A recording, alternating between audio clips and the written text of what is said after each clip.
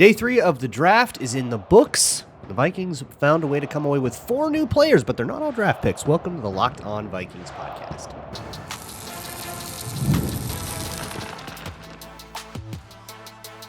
You are Locked On Vikings, your daily Minnesota Vikings podcast, part of the Locked On Podcast Network, your team every day.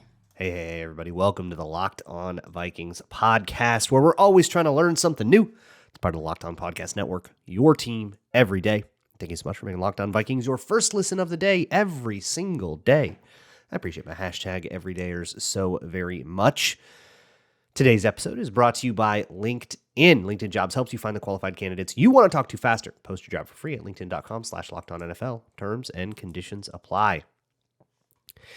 Thank you all so much. For those of you, there were some hashtag everydayers that were there for the entire 7-hour day 3 stream.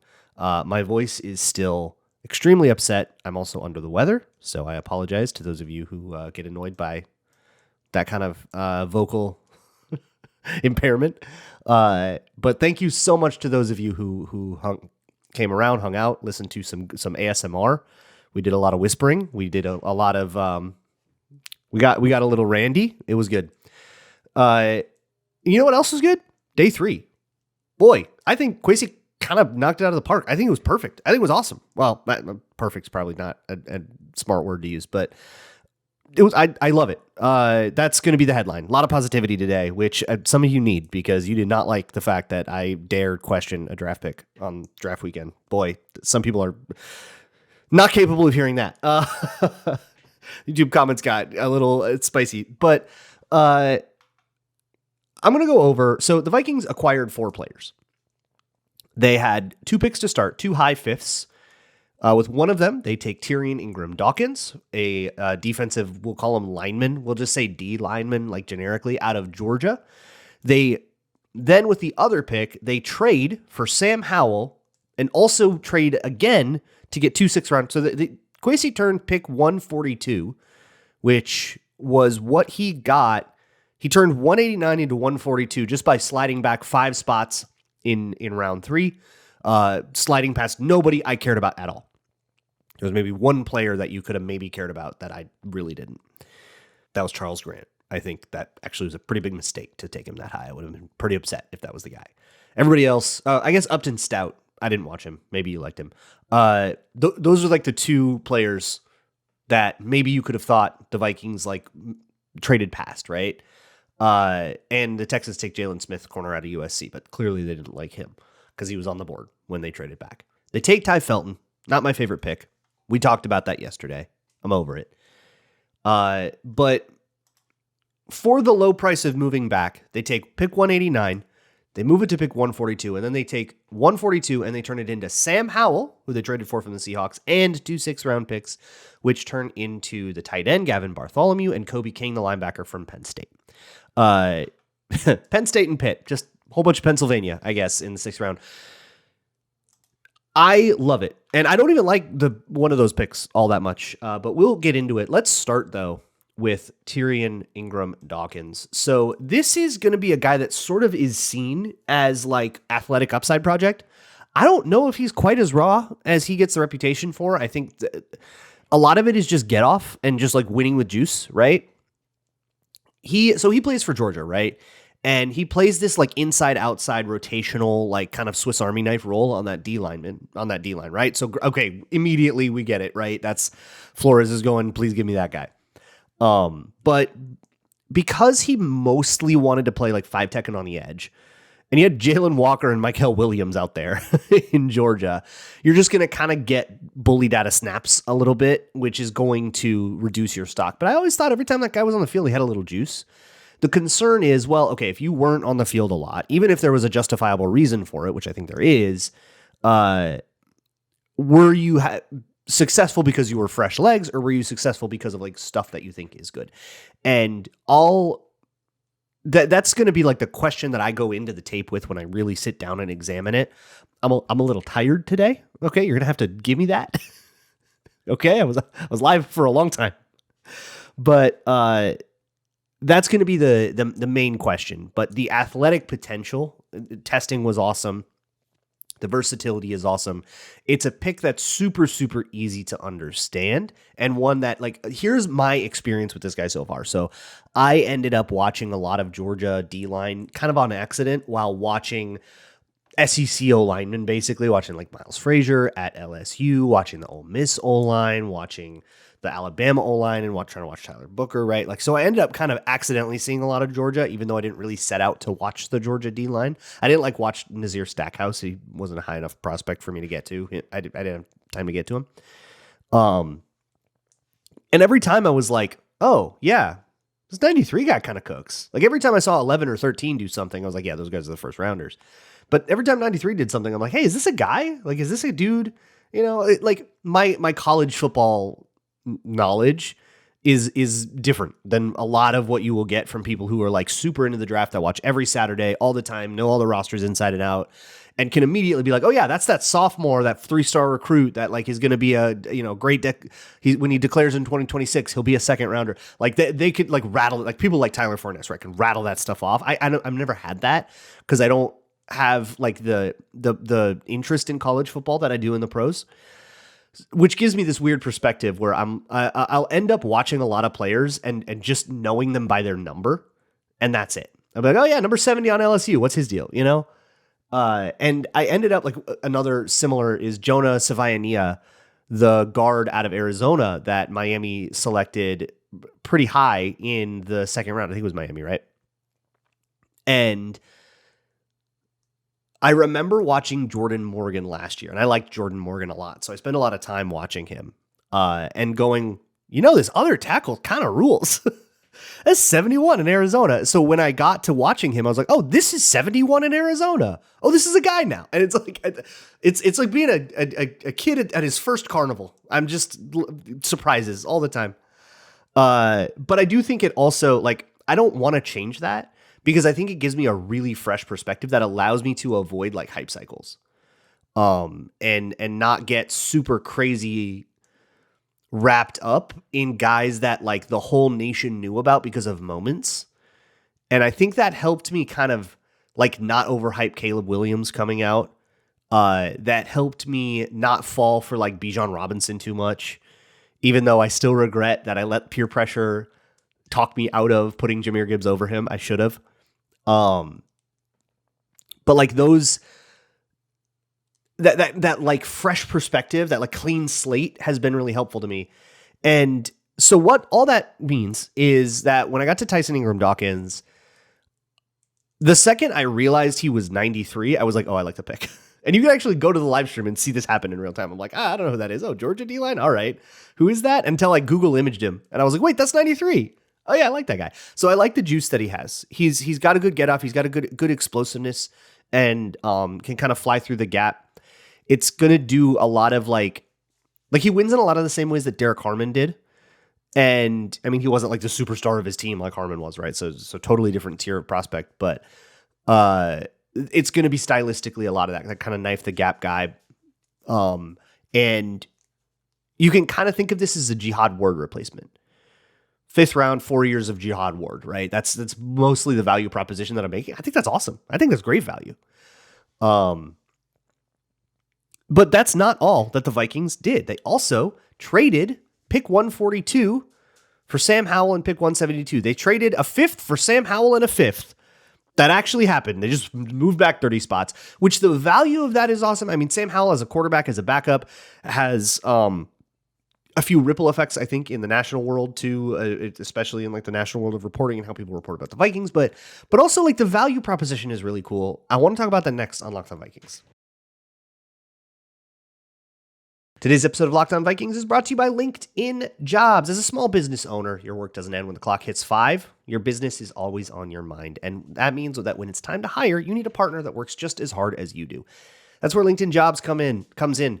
When you clock out, LinkedIn clocks in. Make it really easy to post your job for free and get a ton of applicants right to your job. 72% of small businesses say that LinkedIn helps them find high-quality hires. You can get qualified candidates in one place. They have tools that will help you write the job description. You can even put the purple hashtag hiring frame on your profile picture to double your reach to qualified candidates. Post your job for free at linkedin.com/lockedonnfl. That's linkedin.com/lockedonnfl to post your job for free. Terms and conditions apply. Moving on with the Locked On Vikings podcast. Thank you so much for making Locked On Vikings your first listen of the day. You can check out patreon.com/LukeBrownNFL if you want some draft stuff. I will have a video on Donovan Jackson up hopefully this week. And then I will work on, I might do a Ty Felton one to kind of like defend my take if you really want to challenge like why I don't like him as at receiver as much as kind of a gadget / special teams Brandon Powell type, which is just not worth a third rounder to me. And maybe I'll even do something on Tyrion Ingram-Dawkins. Probably won't do a Sam Howell, but that doesn't mean that I don't like it. Sam Howell is, I think, an underrated backup a little bit. Look, he has a year of experience as a chaotic starting quarterback, right? Too chaotic to start.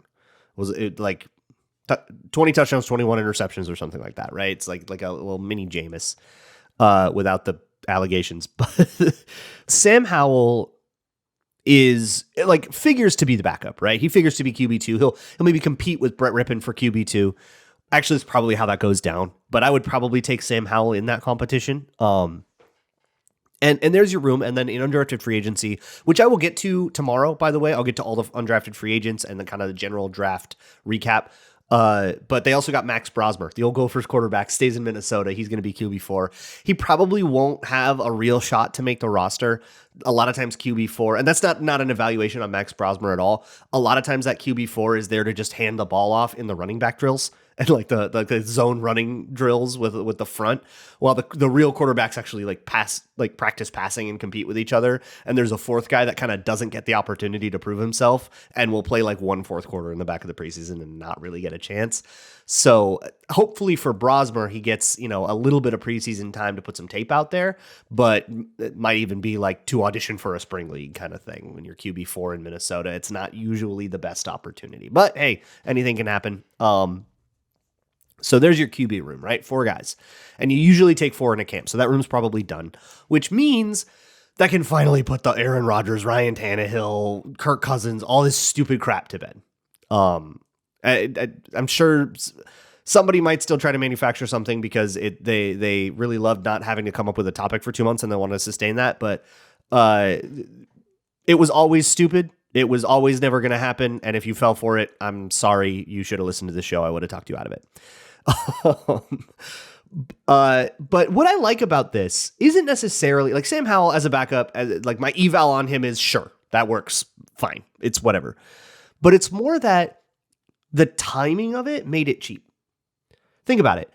When else can you get a backup for a 5th round pick swap? Just straight up, not even in years.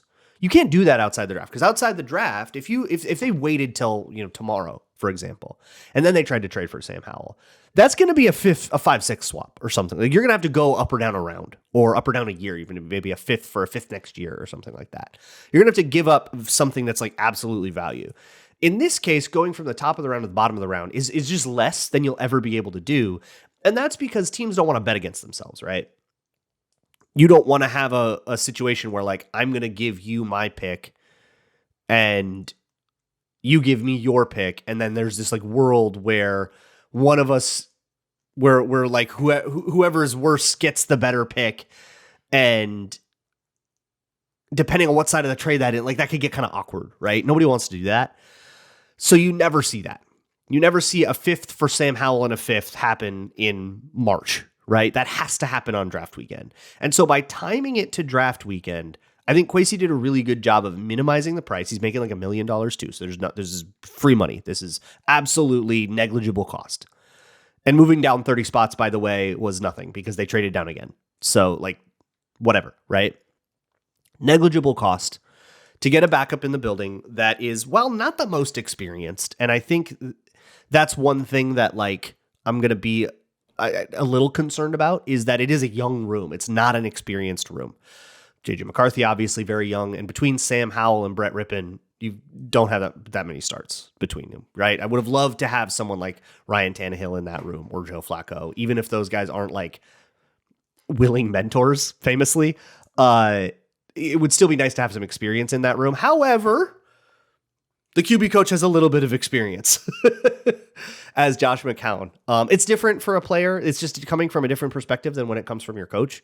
But Josh McCown being the QB coach does a lot to assuage that concern for me, but it's still something to keep in mind. But it's mostly that like the Vikings did a really good job of navigating this, I think.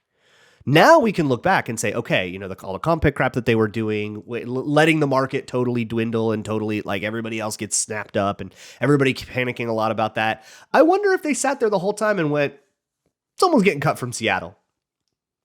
We'll see. And if their read on Seattle was that Seattle was going to take a quarterback, which they did, they took Jalen Milroe. If the Vikings read that and went, oh, they're going to have 5, and then they're going to want to give somebody up cheap. Or even if it was just that, hey, somebody's going to end up with an overcrowded QB room and want to dump somebody for cheap. We'll jump on that. And we'll jump on that in day 3. If that was their plan, they executed it to perfection. If it was a matter of opportunism, that's not much worse. So awesome. Happy with it. The QB room is I'm a little bit spooked by, like, if Sam Howell ends up starting for a long time because JJ McCarthy's knee blows out again, like, that would suck. We would not be very happy about that. But on the whole, I think the price is right, at least, right? Like, they didn't overpay for anybody or anything like that. And it is so very clearly JJ McCarthy's team. If you've been an everydayer to Locked On Vikings, you've known this basically since they let Sam Darnold walk. Or really since they let Daniel Jones walk. That was when it really was like, oh, wow, like they are fine with it. And their whole offseason, overhaul the O-line, even the third round pick of Ty Felton, right? Get a speedster, get another outlet guy if you really want it to be like that about McCarthy. I think that's more about special teams.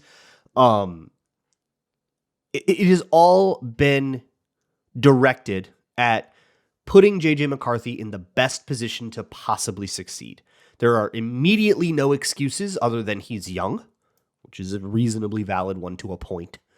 But the standard that JJ McCarthy has to hit for the Vikings to be successful is so much lower than it was for, say, Caleb Williams or Drake May last year, or even Jaden Daniels, and he hit that standard, which was really cool.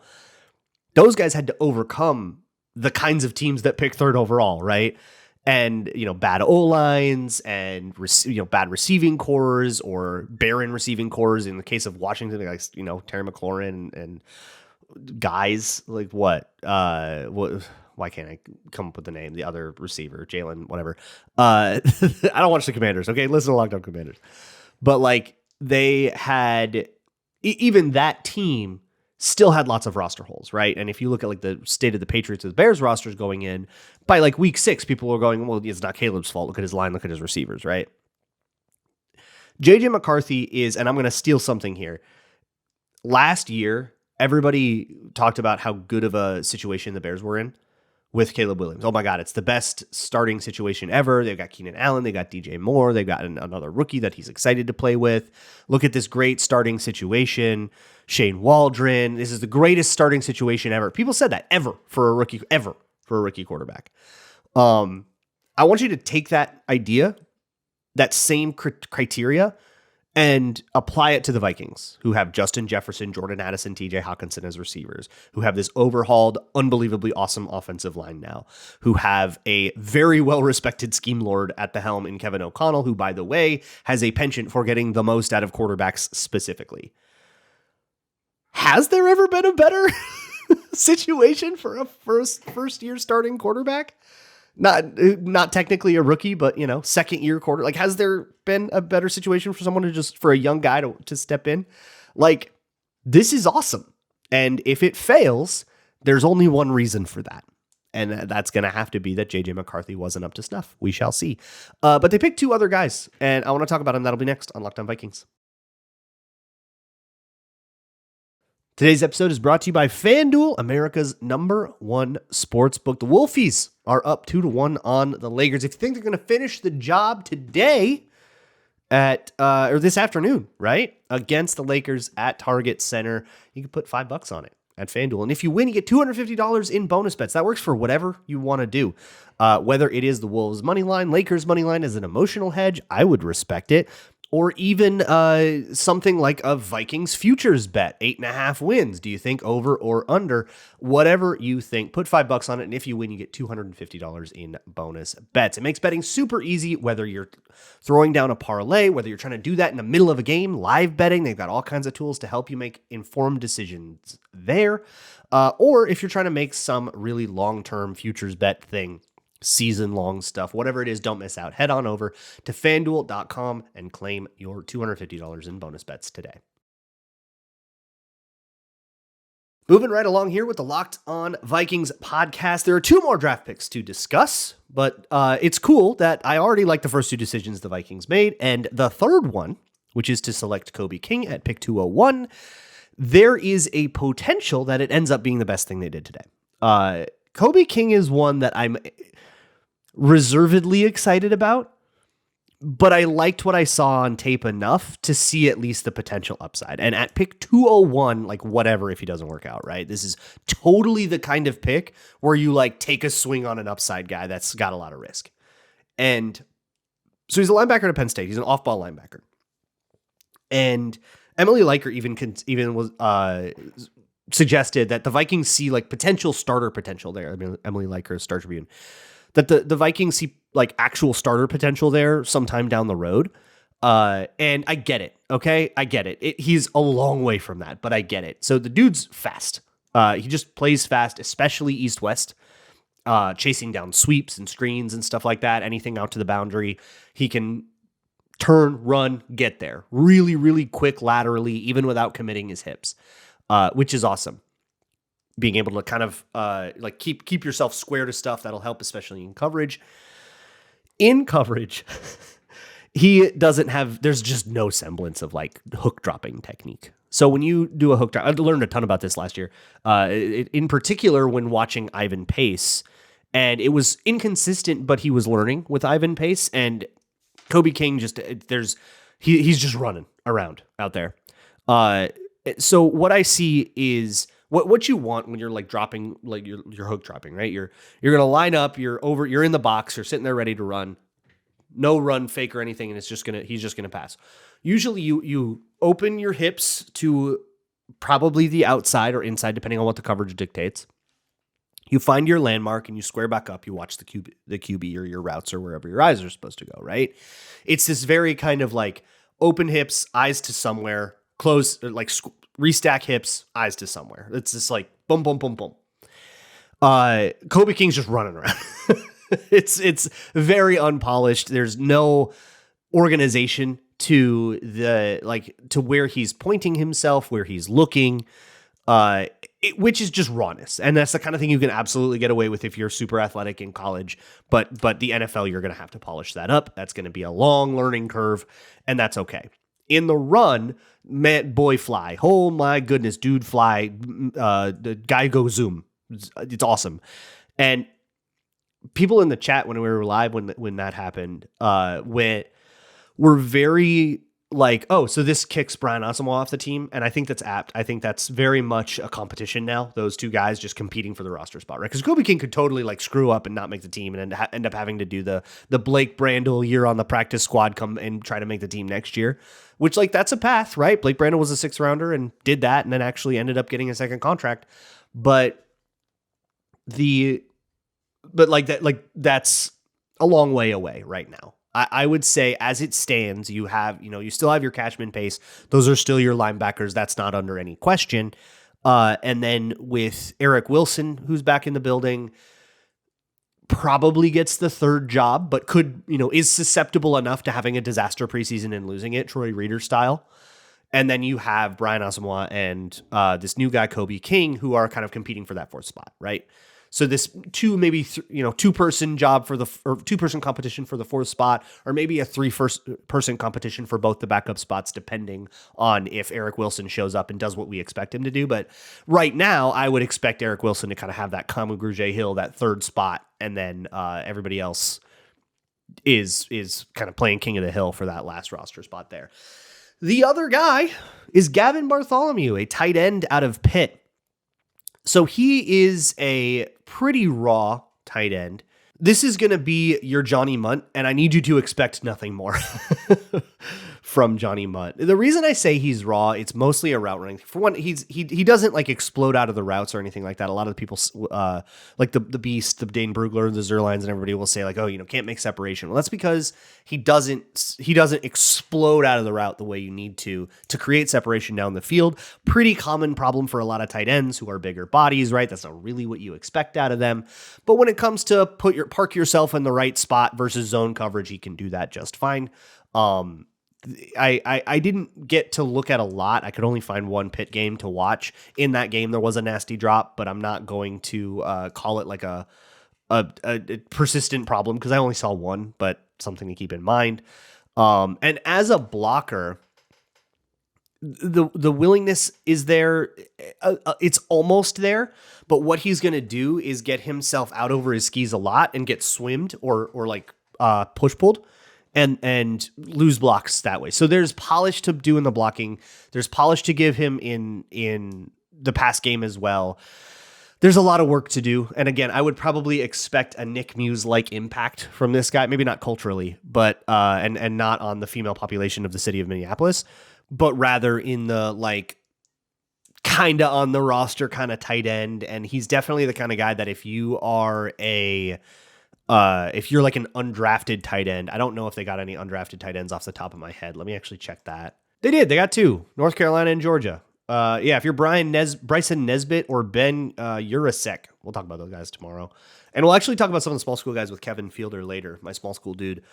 Later in the week, we'll talk about like Trey Stewart, running back out of Jacksonville State. We'll talk about Dante Fleming, wide receiver out of Tulane. We will, and I think he wants to talk about the punter too. They got another punter in an undrafted free agent to compete with Ryan Wright, which is what Chris Cluey predicted that they would get some. He said maybe even a late draft pick, but that there would be some kind of real competition for him.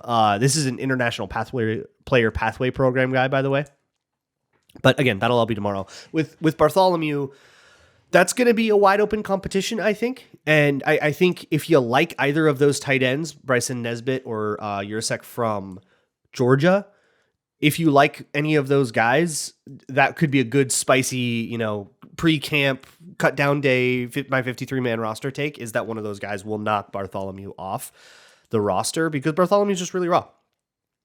Obviously, the guy that got drafted is going to have more problems than the guy that did. So they'll have their own things to contend with, but that would be a space to look at. Bartholomew is a pick I don't really like. I just don't think that it offers enough. And I think like you could have just gone with 3 undrafted rookies and whoever is the Johnny Munt is whoever is the Johnny Munt. Get a guy that can catch a stick route and isn't an idiot, and like you're fine. Like that guy never has to like change anything for you, right? He just has to kind of do stuff basically right. And what's most important to me with that tight end 3 is going to be blocking.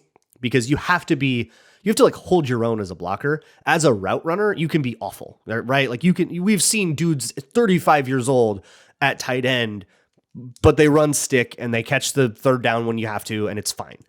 But if you can't block, you can't play. So for me with a tight end, like then you're a liability that can be attacked. You can't attack a bad route runner in the same way necessarily. You just can't ask that guy to do like clear outs, and it's more about like a limited utility, but it's not, I can't put you on the field.